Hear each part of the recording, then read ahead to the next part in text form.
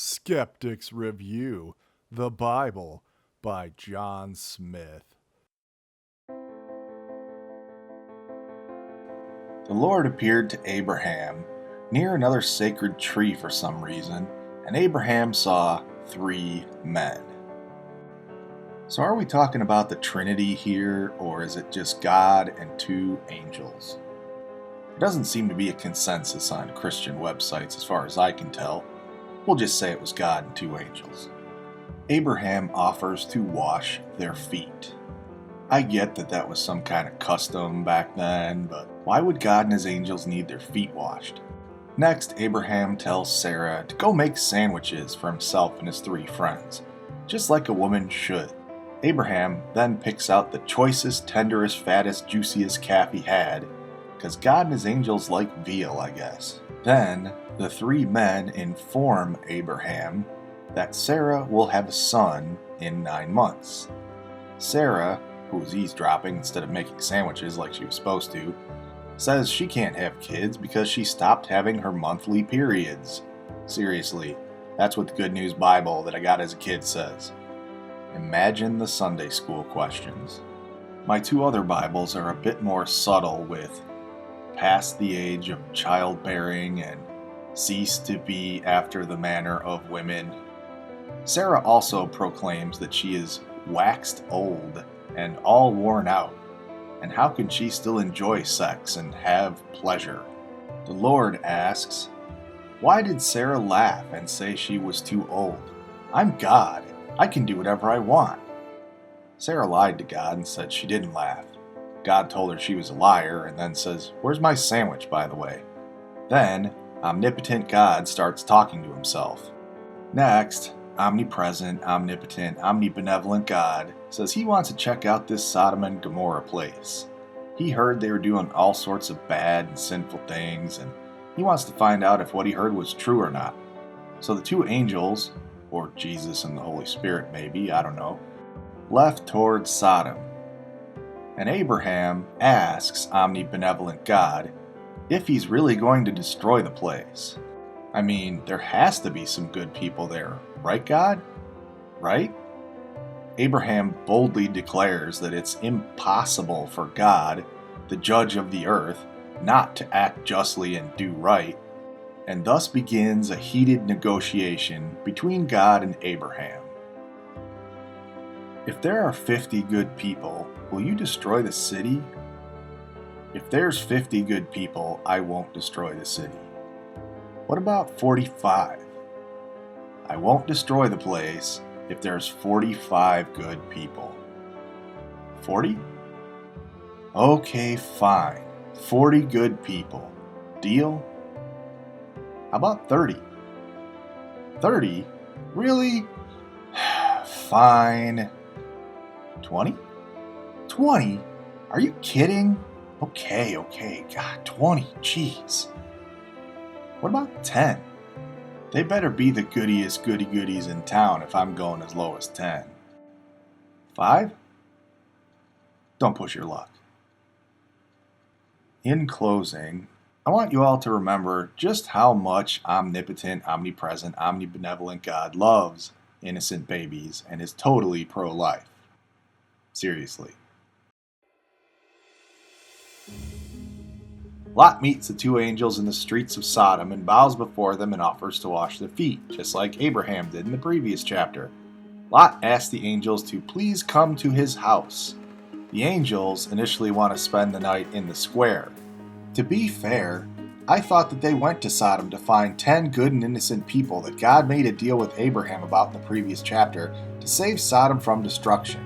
Not to mention, these angels are supernatural beings. I'm assuming they can take care of themselves.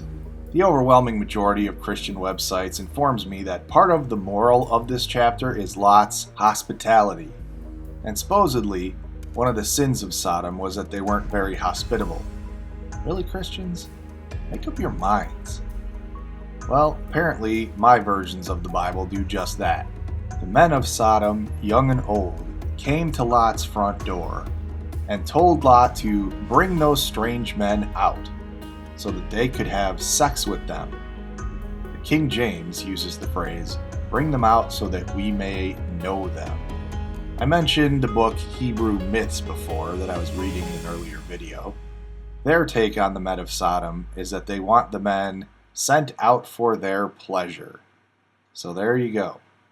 Now there's a lot of Christian discussions about how God doesn't like people who are gay and gay marriage is bad, and some Christians will try to cite this story as an example.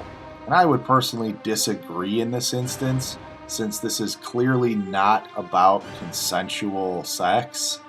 It's not really what's going on here. The whole town, we'll just say, intends to basically gang know them. Don't worry, Christians. There's plenty more verses to come about God hating on the gays, but let's keep on topic. Continuing on, Lot goes out to the men of Sodom and tells them not to do this evil thing. Here, he says, I have 2 virgin daughters. Take them instead. All 3 Bibles agree on this. Lot tells a crowd of gang knowers to his 2 virgin daughters instead of 2 total strangers. Hebrew myths use the word deflower. Yup, Lot's the best man in town that the angels could find. Let's just let that sink in for a minute. But those Sodomites are really intent on getting to know those 2 angels and start getting violent. The 2 men, we're back to calling them men again. So the 2 angel men strike the crowd with blindness so they can't find the door. Then these 2 men tell Lot to get out of town and take his whole family, as the outcry against Sodom is great, waxen great, and apparently omnipotent God has heard terrible accusations against them. Lot tells his sons-in-law, my 3 books don't seem to agree on whether they're married to his supposedly virgin daughters or not yet. Anyway, they think Lot is a silly, wacky old man and don't listen. The angels tell Lot to hop to it and get out of town already, as they can't get to the destroying until he leaves. Lot gets all whiny and says he can't make it to the hills. Can he go to the nearest town instead? The angels are like, fine, old man, get gone already. By the way, because Lot called it a small town, it gets the name Zoar, because Zoar means small. Wait a minute, didn't we already hear about Zoar? Finally, remember the Dead Sea isn't the Dead Sea yet, and the town Zoar was already named Zoar. It's down here somewhere. I'm so confused.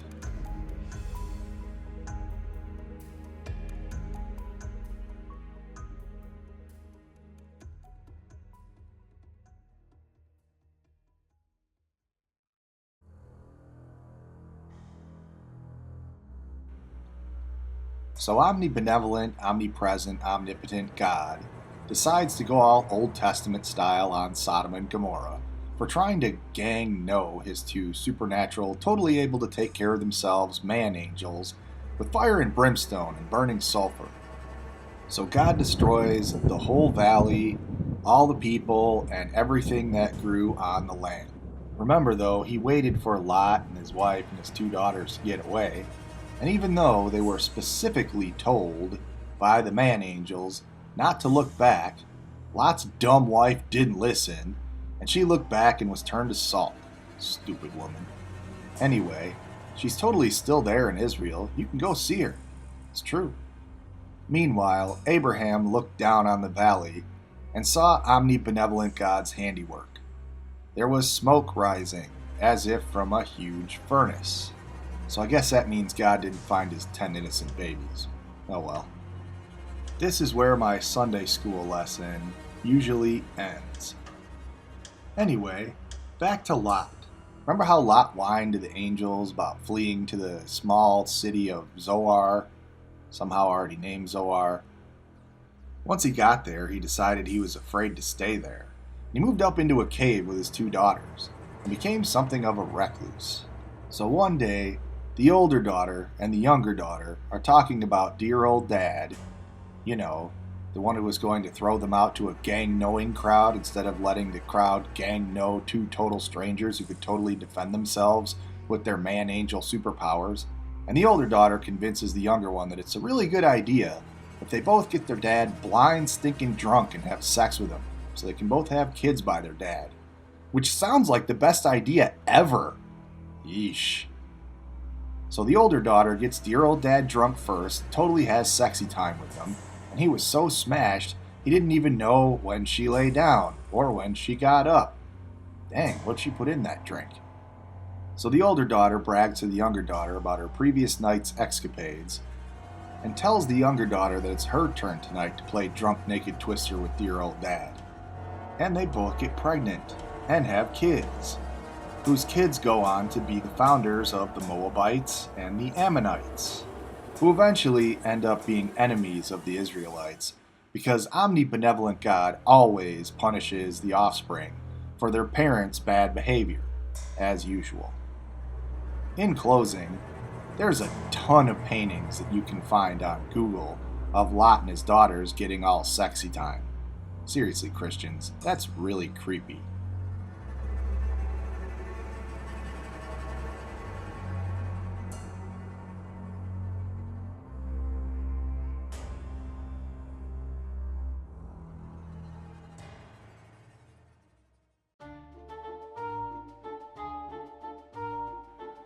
This is another short chapter, but there are certainly things we need to cover and questions we need to ask. Are you paying attention, Jews and Christians? Because here we go. Abraham does some more traveling around land that God had promised him, where other people currently live, and he stopped at a place called Gerar. And then he tells his sister wife, "Hey Sarah, remember that time when I told you to tell everyone in Egypt that you were my sister and not my wife, and the Pharaoh took you to wife and gave us, by us I mean of course me, a bunch of slaves and donkeys and cattle and herds? Yeah, we're trying that again." So this other king, named Abimelech, sent for 90-plus-year-old, presumably pregnant Sarah. Remember a few chapters ago, God and two angels said Sarah would have Isaac in 9 months, and Abimelech took her to be his wife. So she must have still been smoking hot. Just to be clear though, the Bible tells us that Abimelech hadn't had any sexy time with Sarah yet because God wouldn't let him. God appeared to Abimelech in a dream for some reason and threatens Abimelech with death for taking a married woman to wife. Abimelech rightly proclaims, "God, I'm innocent. I didn't do anything. Abraham told me that 90-year-old smoking hot pregnant babe was his sister. I did this with a clear conscience." So I have a question here. Why isn't God punishing Abraham and or Sarah? This is their wacky plan after all, which they've now done twice. Instead, omnipotent, omnibenevolent God threatens and punishes the presumably innocent victim again. Anyway, Abimelech wakes up, tells all his servants and slaves his dream, and eventually calls Abraham and chews him out, asking, "What the hell, bro? Why'd you let me marry this 90-plus-year-old totally luscious, smoking, sexy, hot-banging, pregnant piece of tail and tell me she was your sister when she was your wife the whole time? Omnibenevolent God came to me in a dream for some reason and totally threatened to kill me. Uncool, man, uncool." Abraham replies that there is no fear of God in this place, and he's afraid that people will kill him because his 90-plus-year-old pregnant wife is so irresistibly sexy. Oh, and she really is my sister. Well, half-sister anyway, since we have the same father, so I really didn't lie to you. I told Sarah that was the best way she could show me her love, was to tell everyone I'm her brother, which makes perfect sense, and makes all of my logic totally okay for some reason. God came to you in a dream and told you you were wrong, not me. I'm blameless. So Abimelech gives Sarah back to Abraham, and then proceeds to give Abraham land, and sheep, and cattle, and slaves, and 1,000 pieces of silver. Did I mention that omnibenevolent God had made all of the women in Abimelech's household barren as well? Yeah, God heals them all once Abimelech gives Sarah back to Abraham. Seriously, guys, what the... I'm going to address questions that seem to be common amongst theists and apologists in general about Genesis 22. So the first popular apologist question seems to be, did Yahweh ask or command Abraham to sacrifice Isaac? Normally, at the beginning of every video, I do a comparison between my three Bibles, and I look at word choices and note similarities and in some occasions differences. I'm using the NIV, the Good News, and the King James. And as I've stated in earlier videos, my King James is actually the Skeptic's Annotated Bible. All three of my Bibles tell us that God says to Abraham, "Go to a mountain in Moriah and take your son, your only son Isaac, and sacrifice him to me there." Two of my Bibles say, "as a burnt offering." Now, these three Bibles don't seem to indicate God is asking.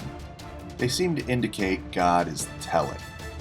I decided for this video I would go the extra mile and check out BibleGateway.com, which has 46 English translated Bibles. If you don't own multiple Bibles, this is an easy way to compare multiple Bibles without having to spend the money and buy the physical books. God doesn't need your money anyway. So while I did some extra legwork and compared 9 more Bibles than usual, if I compared all 46, I would have been here all day and never made this video. I finally found one that appears to, perhaps, show God as asking, not telling Abraham to sacrifice Isaac. And it's called the Amplified Bible. God uses the phrase, "I pray thee." Now, I'm not 100% convinced, but so far that's the only one that seems to do that. Obviously, I don't have access to any of the original Hebrew scrolls or codices, and I use the word original with some reservation. I certainly don't speak Hebrew, ancient or otherwise, so when theists and apologists make assertions that a certain passage says a certain thing in a certain ancient text, who am I to rebut them on a claim like that? Except to refer to someone famous and noteworthy, whose books I do read, like Bart D. Ehrman. But I'm trying to give apologists and theists somewhat of the benefit of the doubt, so I searched for some of their sites to see what specifically they had to say about the issue. I took screenshots of some of their pages and highlighted some things I thought were relevant or noteworthy, and I invite you to pause this video and read the articles for yourselves, or go check out their sites for yourself. I've personally noticed that when exploring Christian websites with specific questions in mind, like this, that they don't seem to be in complete agreement over what these passages mean. But that's to be expected to some degree when you have thousands of different types of Christianity. So question 2 is a 3-parter. Did Abraham trust God? And did Isaac trust his father? And why did God need to test Abraham at all? I don't seem to find any mention in my Bibles that Abraham hesitated at all or had any reservations in following God's command or request, whatever. Though God seems to promise Abraham multiple times that his son Isaac will be his heir and God will keep his covenant forever, it seems like a contradiction and a paradox that he would then ask or command him to sacrifice his son, his only son, cough cough Ishmael. While I hesitate to put words or thoughts in Abraham's mouth or brain, I can only imagine, if he was a real person that is, that this not a paradox was going through his mind, because the Bible contains no contradictions, right, apologists? Theists and apologist websites tell us that Abraham's trust in God was so great that of course he didn't hesitate or second-guess sacrificing his son, because he reasoned that God would either save Isaac at the last minute, or if Abraham actually killed his son, God would bring him back to life. Because it's perfectly okay when theists and apologists put words and thoughts in Bible characters' mouths and brains, so long as it furthers their arguments, but not okay when skeptics do the same thing satirically. Makes perfect sense.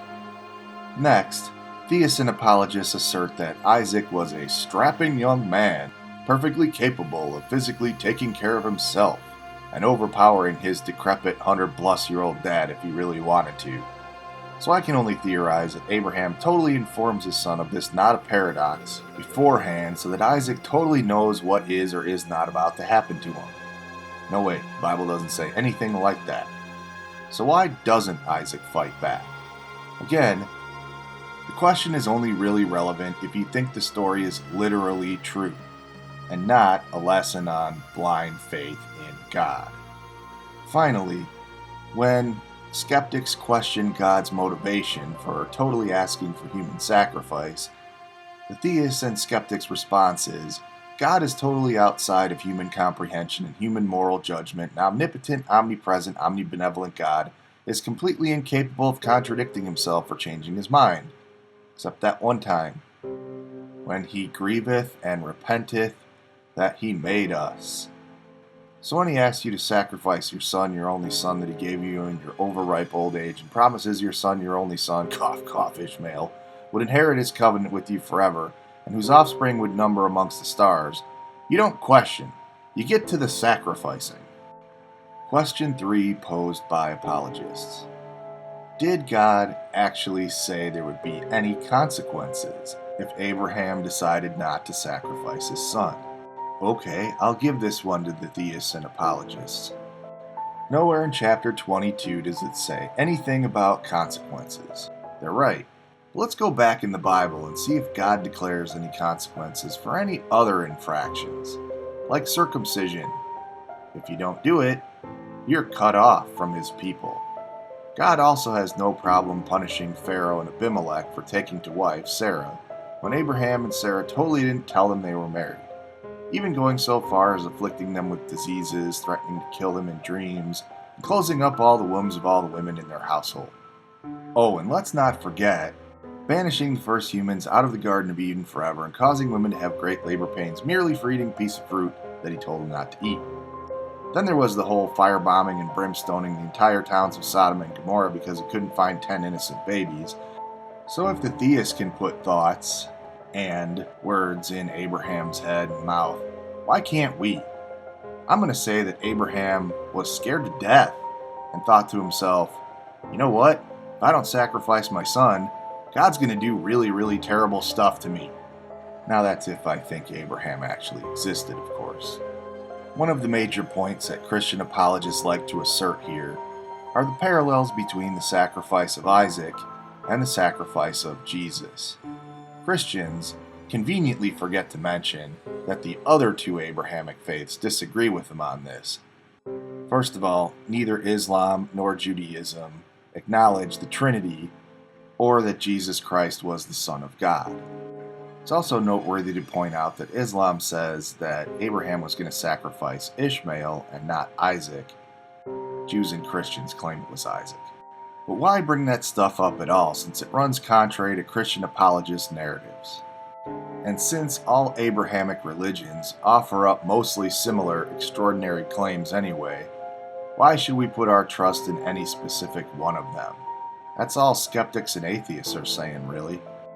Finally, and this is a theist and apologist axe to grind that I find most hilarious, is they try to bring us to task, us skeptics and atheists who make these videos. They say we need to make up our minds on whether or not we want to portray God as merely a voice in somebody's head, or portray God as a real person or entity in which we criticize and satirize his actions, make him out to be a bumbling fool. They claim that you can't do both in one video. I don't see this as a problem. I certainly don't plan on stopping. So my response is, it's satire. Get over it. So while I know that theists and apologists will be angry with me for ending this video with memes about people killing kids and comparing the morality of Abraham's time to the morality of this time, because you can't do that, I'm going to do it anyway. Because I think your pro-life God has got some splaining to do.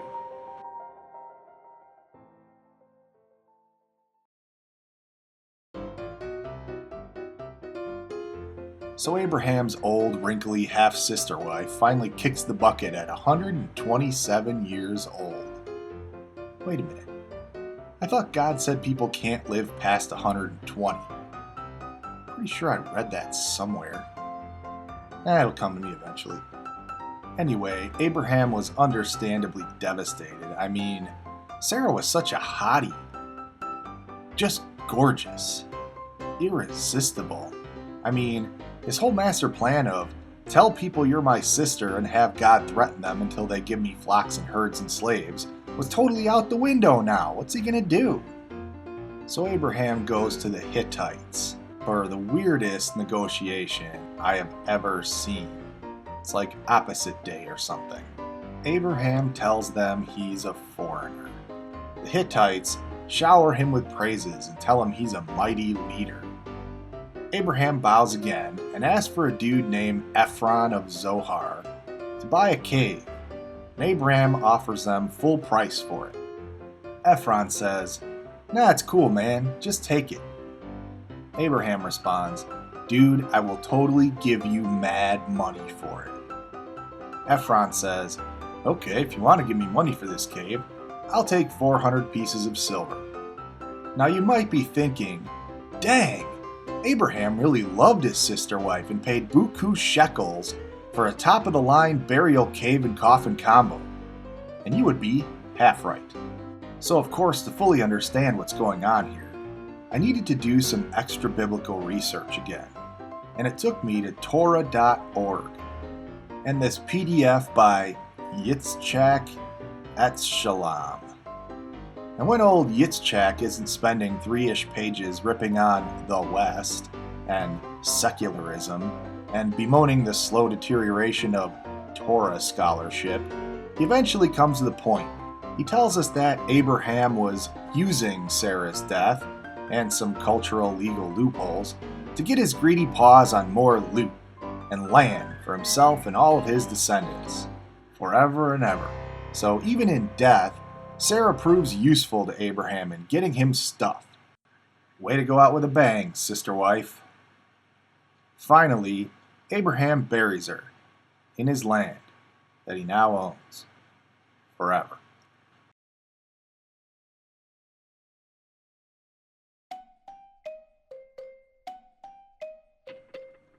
Abraham is getting really long in the tooth, so he calls his senior servant and tells him to put his hand under his thigh. Wait, what? Yeah. Okay, so some extra biblical research reveals that this is an expression meaning someone would grab your manly parts and make an oath, which gives the expression "I got you by the balls" a whole new meaning. I guess that's also why words like testicles and testimony sound so similar. Anyway, Abraham's head servant, who I believe was Eleazar, Bible doesn't say here. You remember Eleazar? No loot for you. Eleazar cups his master's twins. At least I hope that's all he's doing, since this picture seems a little more. Alrighty then. So, this vow that Abraham wants Eleazar to make is that Eleazar will find Isaac a wife, but not amongst the Canaanites where they currently live. Sites like ChristianNotes.org tell us it's because the Canaanites were degenerating into great wickedness. So like Sodom and Gomorrah wickedness maybe? Doesn't say. Abraham would rather Eleazar get Isaac a wife amongst Abraham's relatives, because he married his sister, and why not keep such things in the family? Abraham promises an angel of the Lord will go on ahead of Eleazar to help him. Strangely, we never hear anything about this angel again, but whatever. Abraham loads up 10 camels with loot and sends Eleazar on his way. When Eleazar gets where he's supposed to go, he sits by a well and prays to God that may the first woman who follows Eleazar's scripted dialogue that he tells God about and gives him water and waters his camels, that's the woman who's supposed to be Isaac's bride. Along comes Rebekah and does just that. Now, some will say that was a miracle from God. Others might say it's a little more prosaic for Rebekah to give someone water, though it bears noting that women interacting with strangers at this time was pretty rare back then. So we'll give them that. Anyway, after Rebekah gives this stranger Eleazar and his camels some water, Eleazar puts a nose ring on Rebekah and some gold bracelets on her wrist for some reason and asks her who her father is. Then he invites himself into her house. She responds that she's the daughter of Bethuel, son of Nahor, who just happens to be the brother of Abraham. Eleazar and Rebekah go back to Rebekah's house and meet her family. Verses 36 through 49 are an almost blow-by-blow repeat from Eleazar's point of view of everything we've talked about so far in this chapter, so there's really no point in going over it again. Bible, what did we tell you about repeating yourself? Bad, Bible. Bad. The only noteworthy point here is that before Eleazar and Rebekah can leave, Rebekah's family tries to put a small hitch in the plan and asks if Rebekah can stay home an extra week. Their motivations aren't stated in the Bible, but plenty of Christian apologists go ahead and speculate on them anyway. Laban and Bethuel finally decide that since this matter comes from the Lord, they ought to just let Rebekah go. And I'm sure 10 camels loaded down with loot had no influence in their decision whatsoever. Seems like quite a dowry, wouldn't you say? In conclusion, Eleazar takes Rebekah, who was a virgin and smoking hot, by the way, because of course all of the biblical matriarchs always are, back to Isaac. Isaac then took his cousin a few times removed to wife, and was comforted for the loss of his mother. Aw, isn't that sweet? So the final takeaway here is that this story should be considered a miracle through fulfillment of Eleazar's devout prayer to his master's God.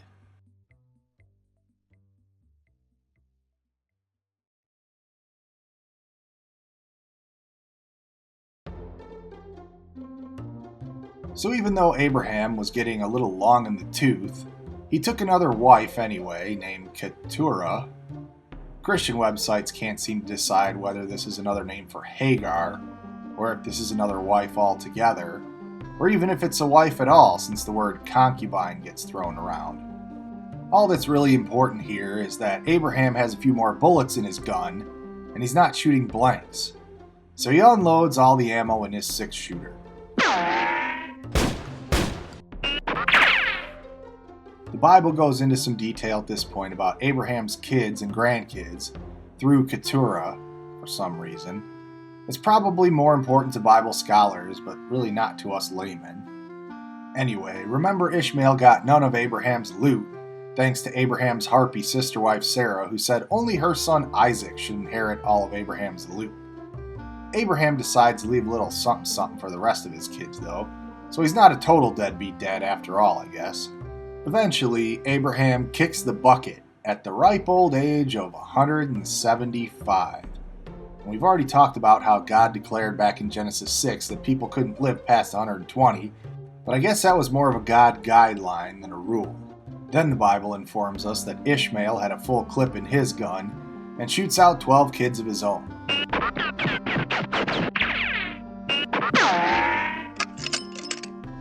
Ishmael lives to be 137, which again proves that God doesn't stick to his own rules very well. Moving on. Rebekah, just like the biblical matriarchs before her, can't have kids for some reason because it's always the woman's fault that couples can't have kids. But Isaac prays for her, and she finally gets a bun in her oven. It turns out that Isaac's prayer works overtime because Rebekah was having twins. The twins struggled inside her, and she asked God, "Why is this happening to me?" God basically says that the twins will always be in conflict and the younger one will rule the older one because God always votes for the underdog. Maybe. I don't know. God works in unfathomably mysterious ways, doesn't he? Pfft, who knows? So Rebekah finally pops out those kids, and the first kid was hairy, so they called him Esau. And the second kid was holding the first kid's heel, so they named him Jacob. The NIV Bible has some helpful footnotes to tell us that these kids' names sound similar to the things I just said, because ancient Hebrews were not very creative with naming their kids, I guess. Next, the Bible skips a bunch of boring details again, except to tell us Esau was a hunter, and Jacob was a basement-dwelling kid with no social skills. Isaac liked Esau, and Rebekah liked Jacob, because nothing messes kids up more than favoritism amongst their parents. Anyway, one thing led to another, And Jacob was making some soup one day and Esau wanted some. Jacob says, "I'll give you soup for your birthright." Esau must have been the biggest biblical idiot since that one Hittite doofus who sold Abraham his cave forever and ever, because Esau pays for the most expensive bowl of soup ever.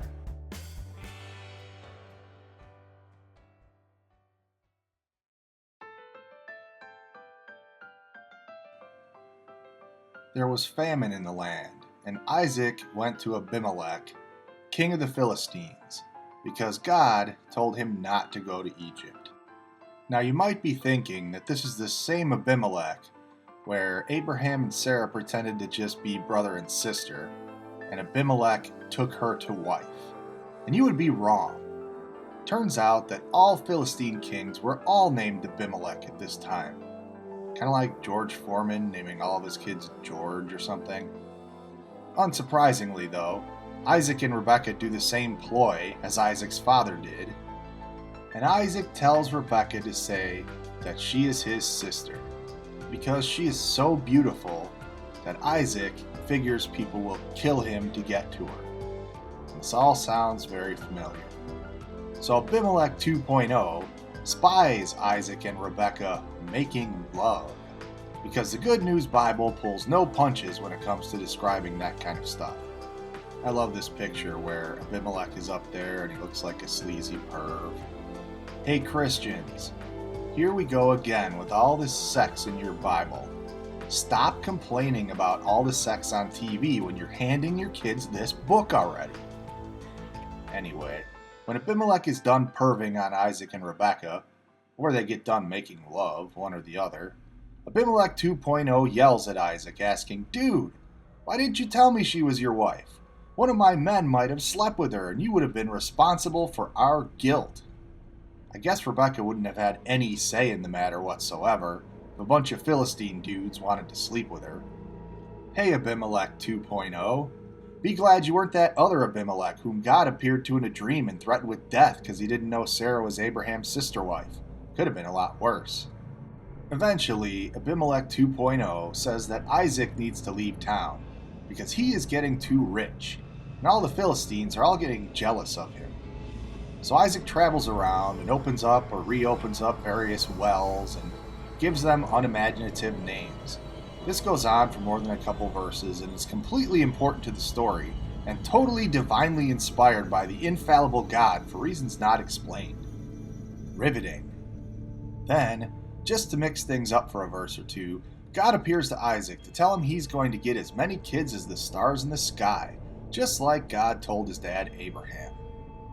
In the next couple verses, we're back to Abimelech 2.0, who shows up again and tries to make a deal with Isaac. Abimelech 2.0 brought one of his army commanders with him, so Isaac, I guess, took him a little seriously. In conclusion, the Bible jumps to another subject entirely, Esau, Isaac's big brother, who makes life miserable for Rebekah and Isaac for some reason by doubling his pleasure by taking 2 Hittite wives, because that's how he rolls. Remember kids, God doesn't care about the polygamy in the Old Testament. He only cares if you marry foreign wives, though God himself is strangely silent here, which I guess is a big win for Esau.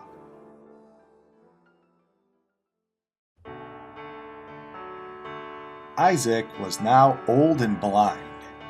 He sent for his favorite son Esau, and told him to go a-hunting and a-killing an animal for him with his bow and arrow, and make him some of that scrumptious, tasty grub that he liked so much. Rebekah, just like Sarah, the paragon of a biblical matriarch before her, was listening at the tent flap.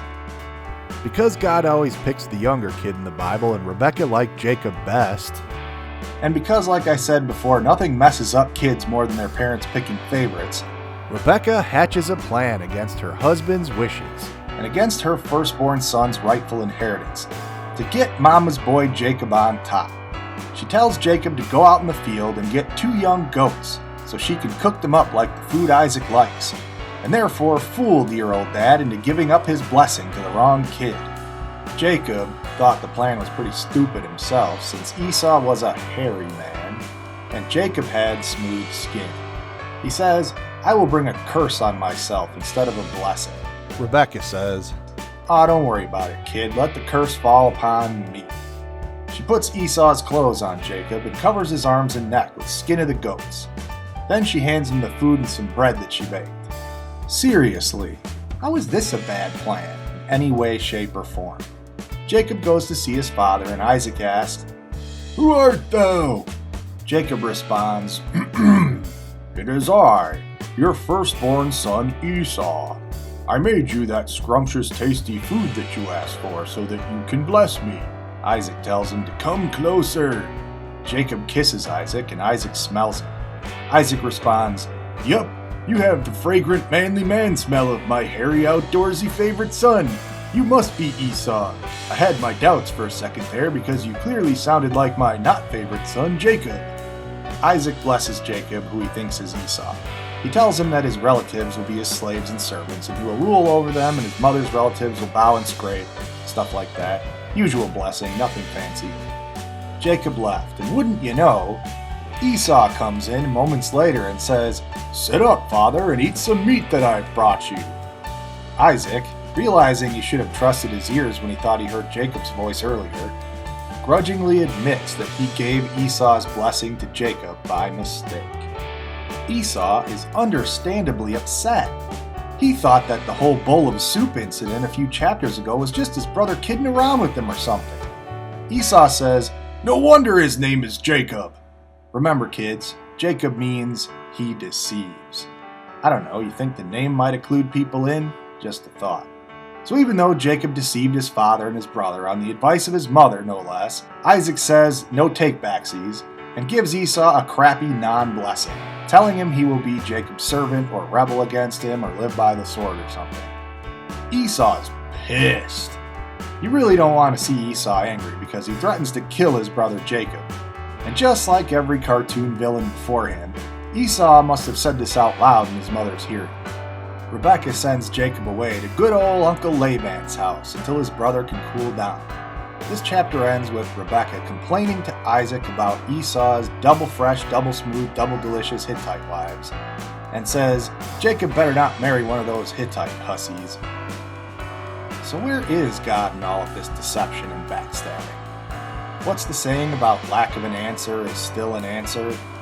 God is strangely silent on the goings-on here. Wasn't there something in the Bible about not lying?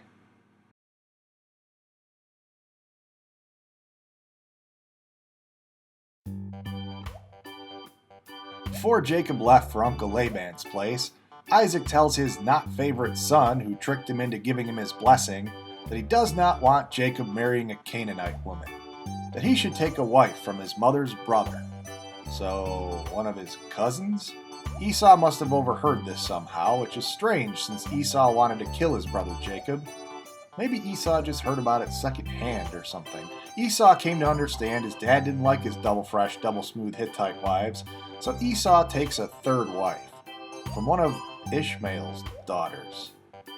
Ishmael's Isaac's brother, remember, so Esau's uncle's daughter, which would have been one of Isaac's cousins. So is that a second cousin? Did Esau marry a second cousin? I'm so confused. Back to Jacob. Jacob is traveling to Haran, and he reached what the NIV and the King James call a certain place, and the Good News Bible calls a holy place. Make up your mind, Bibles. Sheesh. I guess Jacob didn't pack any pillows because he lay down to sleep, resting his head on a stone. And Jacob dreamed about the stairway to heaven, which angels were going up and down on. NIV and the Good News call it a stairway. The King James refers to it as a ladder. And then the Lord was standing beside him and said, "I am the Lord, the God of Abraham and Isaac. I will give to you and your descendants this land on which you are lying. Your descendants will be as numerous as the specks of dust on the earth. They will extend their territory in all directions, and through you and your descendants I will bless all the nations." And what a bang-up job you're doing on that, God. Way to go. Jacob woke up and exclaimed, "Surely the omnipresent Lord is in this place, and I was not aware of it." What a dreadful, terrifying, and yet totally awesome place this is. Then he poured olive oil on the stone that he had slept on and set it up as a memorial. Then he says some things that I personally find rather curious. First he says, "If God be with me and will watch over, keep, and protect me." Isn't God omnipresent and omnipotent? Anyway, Jacob says, "If God be with me and that if I get to return home safely, then you will be my God." And not any of those other gods, I guess. Wasn't he raised in a monotheistic family? This is just one of those verses that makes me think that the Jews weren't quite as monotheistic as we were made to believe. So anyway, Jacob sets up the memorial rock and promises God a tenth of all his stuff. I don't know, seems a lot to me, but there you go.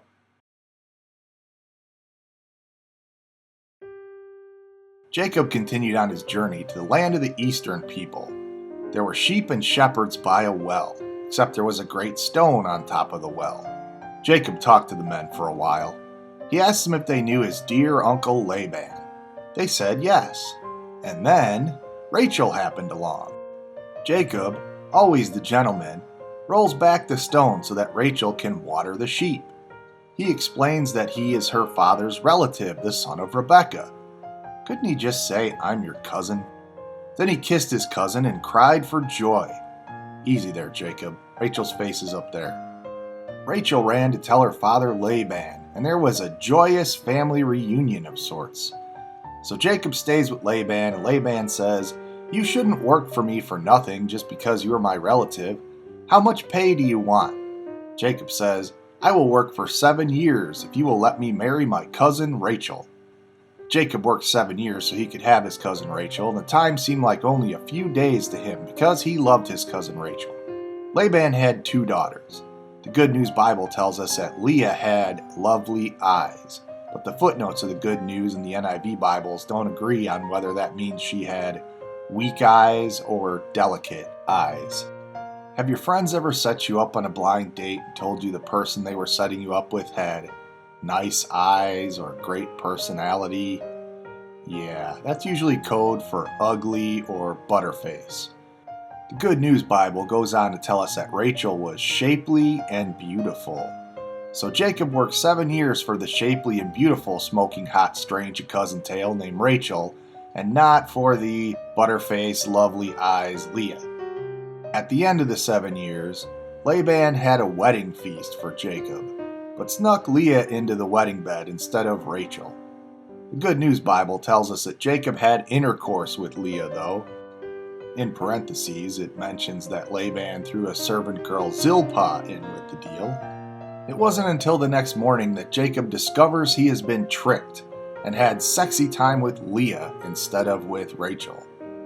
So maybe Leah had a smoking hot body, or it was really dark, or Jacob got really drunk, or Leah's wedding veil wasn't see-through, who knows. Anyway, it's a totally believable mistake that Jacob made, and it would definitely happen to any normal guy on his wedding night that he slept with not his wife. Wouldn't you agree? The minute Jacob found out he'd been bamboozled, he goes straight to Uncle Laban and says, "Why did you trick me into having sexy time with the wrong cousin?" Laban says it's the custom here to marry off the older daughter first, and Jacob should work another 7 years for the daughter he really wanted. You think Jacob would have worked out the details in this contract 7 years ago before running into these complications now. Anyway, Jacob got Rachel a week later, but still had to work 7 years for her. But at least he didn't have to wait another 7 years to get sexy time with the cousin that he really wanted. Laban threw in another slave girl named Zilpah as a bonus. So omnipotent, omnipresent God saw that Leah wasn't loved like Rachel was. But even though Jacob didn't love Leah, he still apparently had lots of sexy time with her because she popped out 4 kids in rapid succession. Leah named the first kid Reuben because God had seen her trouble. She named the second kid Simeon, which sounds like hear, I guess because God heard her. Third kid she named Levi, which sounds like bound, because after 3 kids, Jacob was bound to Leah, I guess. The fourth kid was named Judah, which sounds like praise. In closing, I'm going to leave you with this quote from Mark Twain. It ain't the parts of the Bible that I can't understand that bother me. It's the parts that I do understand. When Rachel saw that she was not bearing Jacob any children, she said, "Give me children or I'll die." Jacob was angry and responded, "It's not my fault my other cousin wife, your sister Leah, already had a bunch of kids for me. Why don't you talk to God about it?" Rachel told Jacob to sleep with her servant Bilhah so that she could claim Bilhah's kid as her own, which doesn't remind us in any way of the situation between Sarah and Hagar. Jacob, of course, didn't hesitate at all in having intercourse with Bilhah because, hey, free sexy time on the side. Bilhah got pregnant and had a kid, and Rachel said the kid was hers and said, "God has answered my prayers," and she named her servant's kid Dan, which sounds like judge in favor. That's a funny way of answering prayers about having a kid, wouldn't you say? Jacob must have had sexy time with Bilhah again because she got another bun in her oven. Rachel again thought the kid was actually hers and that she was in a grudge match with Leah, so she named the kid Naphtali, which means fight. Leah thought Rachel was cheating by using her slave, since Leah had to get pregnant, have her water break, and give birth to the kids herself, and that was a lot of work, so she gave her servant Zilpah as a wife to Jacob. Was Zilpah really his wife, or just another servant that Jacob got to have sexy time with without the slave's actual permission again? We went over this with Sarah and Hagar. Zilpah had 2 kids, Gad and Asher, which means lucky and happy, respectively. Then Rachel and Leah fight over some mandrakes for some reason, and Rachel agrees to let Leah sleep with Jacob for the mandrakes, just to show that they can trade their husband back and forth like a commodity, just like their servants. So Leah informs Jacob that she paid for a night of sexy time with him for some mandrakes. Jacob has to do some butterface action that night. Leah got pregnant again and had a son she named Issachar, which means something like reward. Then Jacob put a bag over Leah's head again, and Leah had another son named Zebulon, which means accept. I guess Leah thought that by now she had given Jacob 6 sons, so he'd finally accept her, or something like that. Then omnipresent, omnibenevolent, omnipotent God remembered Rachel and let her have a kid of her own. She named him Joseph, which means thanks God for finally getting around to letting me have a real kid of my own. Jeez. And that ends all the sexy time and baby making for a bit. Jacob decides it's high time for him to head back home. So he tells Uncle Laban to give him his wives and children and he will be on his way. But Uncle Laban learned by divination, or experience, or divination, that the Lord blesses Laban when Jacob is around. Laban says Jacob should stay and name his price. But Jacob says, "Sorry, Uncle, it's time I looked after my own interests." Jacob says for Laban to leave him every speckled, spotted young goat and black lamb. Laban agrees. But then wily Uncle Laban has his own kids take all of the speckled and spotted goats and black sheep and take them 3 days away, in secret. So Jacob hatches a plan, a really believable plan, to mate sheep and goats in front of tree branches stripped of some of their bark. In this way, the baby sheep and goats would be totally speckled, spotted, and striped. If you're gonna throw a bunch of science-y crap at me and tell me this doesn't work, you're wrong. Because I tested it, and I stuck some goats in front of some magic eye pictures, and now I totally have magic eye goats. See, look, a sailboat.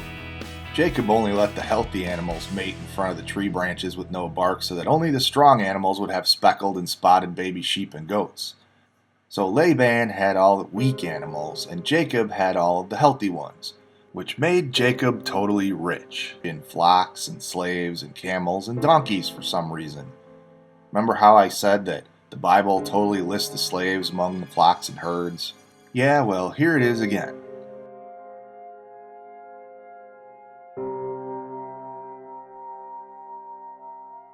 Jacob heard that Laban's kids were not very happy with him and were accusing Jacob of taking all of Laban's wealth. Jacob also noticed that Uncle Laban wasn't as nice to him anymore either. It was about this time that omnipresent God showed up and told Jacob it was time to head back home anyway. That was timely, thanks God. Jacob told his cousin wives his plan to head home since their father, his uncle, is not as friendly as he used to be. Apparently Laban had cheated his nephew of wages quite often over the last 20 years too. Jacob goes on about a dream he had and how the angel of the Lord spoke to him. The angel of the Lord had to specify exactly who he was in case Jacob might have forgotten though. I'm that one God. I showed you that ladder when you were sleeping on a rock, and you poured oil over it and made a vow, remember? Jacob goes, oh yeah, right. My dad's God. My grandpa's God. Okay. Leah and Rachel say that their father treats them like foreigners, and all Laban's money that Jacob earns belongs to them and their children. Laban might have something to say about that later, but anyway, Jacob packs up all his stuff and gets ready to go back home to Canaan. Meanwhile, Rachel stole all of her dad's household gods.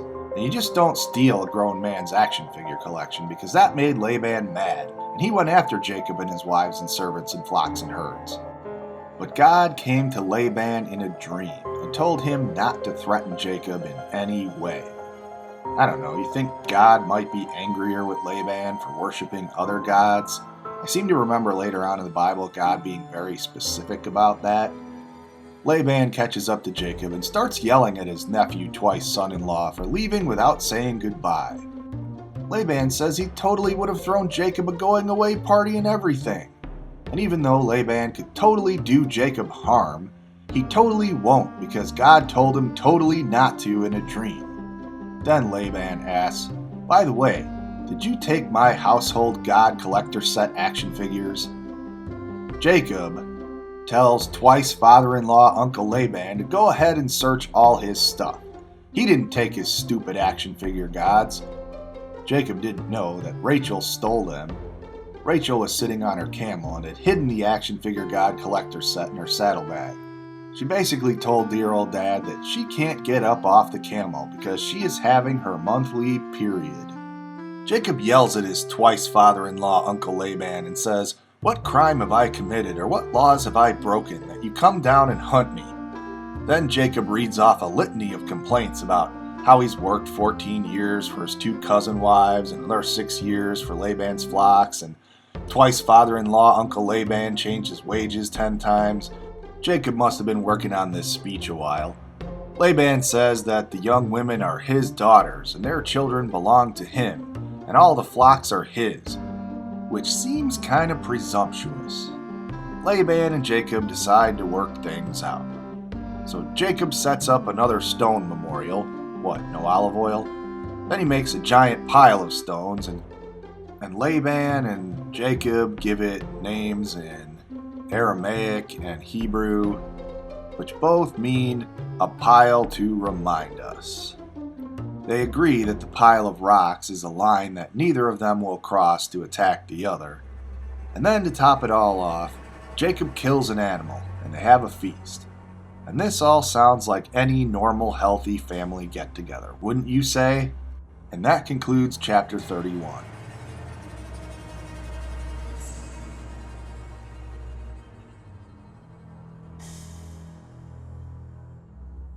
When we last left Jacob, he left Uncle, twice father-in-law Laban and was on his way back home.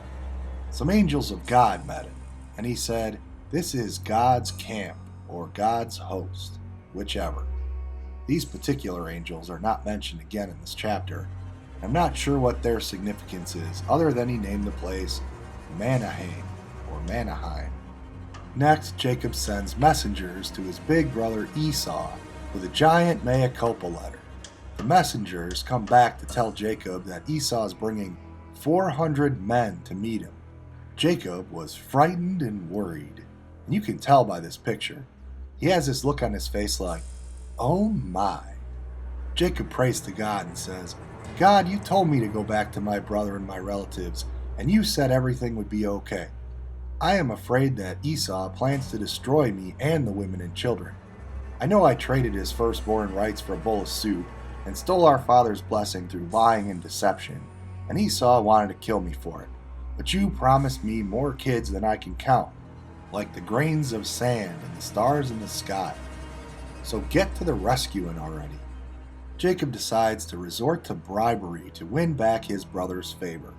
because nothing changes a man's mind on a sensitive issue than giving him lots of stuff. Jacob packs up his 2 cousin wives and their servants, his sometimes sexy time concubines, plus his 11 kids, and decides he better get this family reunion over with. He sends his wives, his kids, and his sexy time extra wives on ahead across the river Jabbok, and stays back alone for some reason. Then a man came and wrestled with him. So was it a man, an angel, or God? We'll say it's God. When omnipotent God saw that he was not winning the wrestling match, God touched the socket of Jacob's hip so that his hip was wrenched, or touched the hollow of Jacob's thigh and Jacob's thigh was out of joint, or hit Jacob on the hip and it was thrown out of joint. Point is, God did something a little below the belt. Then the man-angel God tells Jacob to let him go because daylight is coming. Jacob responds, "You gotta bless me first." Omnipotent man-angel God asks, "What's your name?" Jacob says, "My name's Jacob." Omnipotent man-angel God says, "Not anymore. From now on, your name is Israel, even though you will still be referred to as Jacob for many chapters to come. You have struggled with omnipotent man-angel God, and you have won." Jacob said, "Now tell me your name." God responds, "Why do you want to know my name? Didn't I just tell you I'm God? Idiot." God blessed Jacob anyway. Jacob says, "I have seen God and lived," even though the Bible says many times that no one can see God and live. God makes exceptions, which are totally not contradictions.